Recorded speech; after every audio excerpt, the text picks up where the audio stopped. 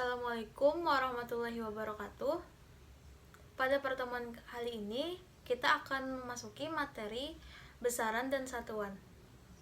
Sebelum kita memulai pelajaran, marilah kita berdoa masing-masing. Berdoa, dimulai. Berdoa selesai. Kalian pasti pernah berbelanja ke pasar ataupun berjalan-jalan ke pasar. Pernahkah kalian mengamati seorang pedagang beras? Pedagang menggunakan timbangan untuk menimbang beras. Saat proses penimbangan seimbang, maka beras tersebut akan dialihkan ke plastik. Nah, bagaimana sih proses penimbangan tersebut dapat stabil? Lalu, apakah proses penimbangan itu sudah tepat? Lalu, besaran apakah yang digunakan untuk mengukurnya? Alat apakah yang digunakan untuk menimbang beras? Dan satuan apa yang digunakannya? Nah, untuk tahu lebih lanjut, maka kita akan mempelajari pada bab ini. Nah, pada gambar tersebut memperlihatkan aktivitas penimbangan beras. Nah, saat kita menimbang beras, pasti ada sesuatu yang dapat diukur. Lalu, apakah yang diukur pada beras tersebut?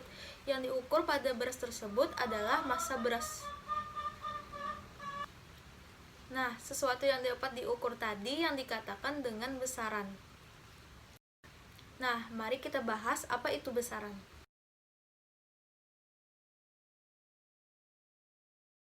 Besaran adalah sesuatu yang dapat diukur dan memiliki nilai atau angka, dan juga memiliki satuan.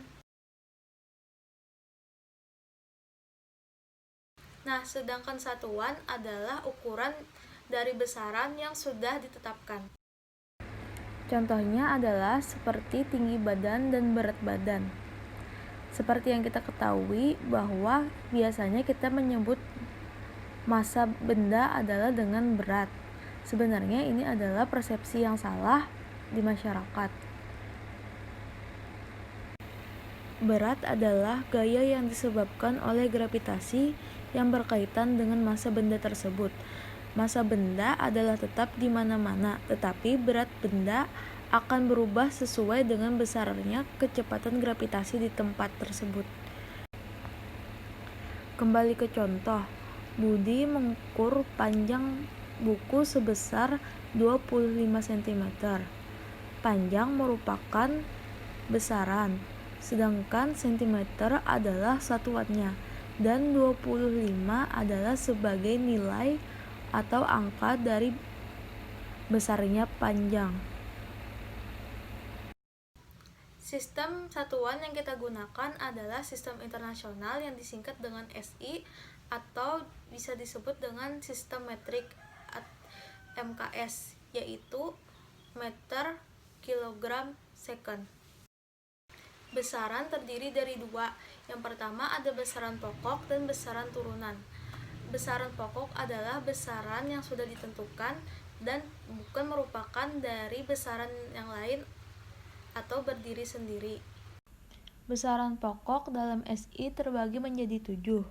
Yang pertama ada massa dengan satuan kilogram, yang kedua ada panjang dengan satuan meter, yang ketiga waktu dengan satuan second, yang keempat suhu dengan satuan Kelvin, yang kelima kuat arus listrik dengan satuan ampere, yang keenam intensitas cahaya dengan satuan kandela, yang ketujuh kuantitas atau banyak zat dengan satuan mol. Sedangkan untuk besaran turunan adalah besaran yang diturunkan dari besaran pokok. Contohnya seperti kecepatan, percepatan, dan lain sebagainya. Dimensi besaran pokok dinyatakan dengan bentuk huruf tertentu atau ditulis huruf besar dan diberi kurung persegi. Dimensi suatu besaran turunan ditentukan oleh rumus besaran dan turunan tersebut jika dinyatakan dalam besaran-besaran pokok. Lalu, apakah manfaat dimensi? Yang pertama, untuk menganalisis kesetaraan atau kesamaan dua besaran yang sepintas kelihatan berbeda. Yang kedua, untuk menganalisis kebenaran suatu persamaan yang menyatakan hubungan-hubungan antara berbagai besaran. Nah, cara menentukan dimensi besaran turunan. Contoh yang pertama adalah luas. Yang kita ketahui, rumus dari luas adalah panjang kali lebar, yang memiliki satuan adalah meter. Maka, apabila kita tuliskan, maka menjadi meter kali meter. Maka mendapatkan satuan meter persegi. Nah, yang kita ketahui, dimensi dari panjang adalah L atau bisa juga dikatakan long. Maka M kita ganti menjadi L. Maka didapatkan dimensi dari luas adalah L pangkat 2. Yang kedua, menentukan dimensi momentum. Rumus momentum adalah massa dikali kecepatan. Massa merupakan besaran pokok yang mempunyai dimensi m atau mass.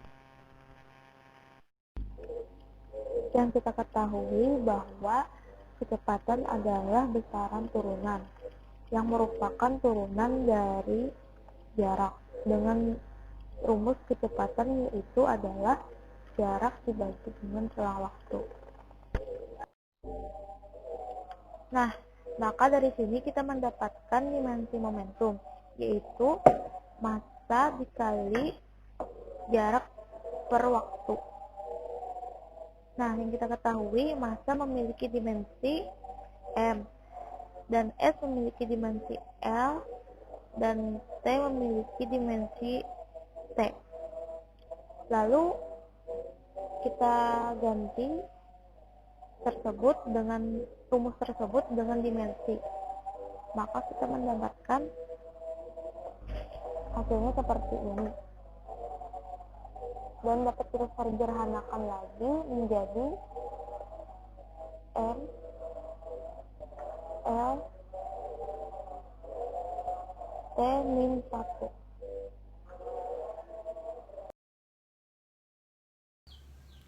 Selanjutnya adalah besaran skalar dan besaran vektor.